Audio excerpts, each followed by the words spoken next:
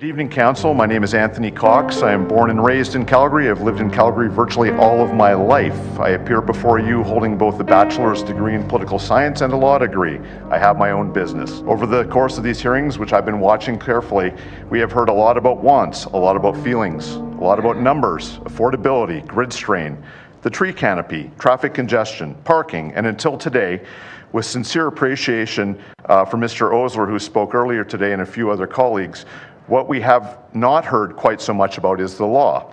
I'd like to speak to you a little bit about the law and how it can affect, drive, and govern this process of the proposed rezoning. In my practice, I've had the opportunity and the privilege to work with corporations and not-for-profits and advised same with respect to ethics and corporate governance. There are parallels today in what I see in corporate governance, specifically where liability has been imposed on a director who has personally benefited from his or her action through a corporation or not-for-profit. I appear today not to make any accusations, but to give some food for thought for council. I am not here to provide legal advice, nor would you ask me for it.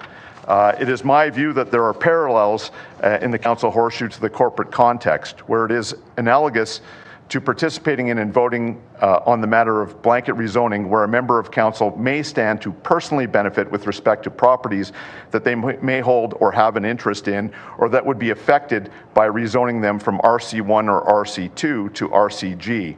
If you put any weight on the presentation of the CREB chief economist, Ms. Lurie, or the widely held belief of some members of this council that blanket rezoning from RC1 and RC2 to RCG necessarily increases the value of those properties, then it necessarily follows that any members of council who own or have interest in rezoned properties would stand to gain from voting in favor of a blanket rezoning of the entire city of Calgary. To be clear, I am not speaking of one's primary or principal residence. Those are traditionally used to house and shelter the owner and their family. I'm speaking of people, including potentially members of this council, who have multiple properties which are zoned RC1 and RC2 that will be de facto converted to RCG if this bylaw passes.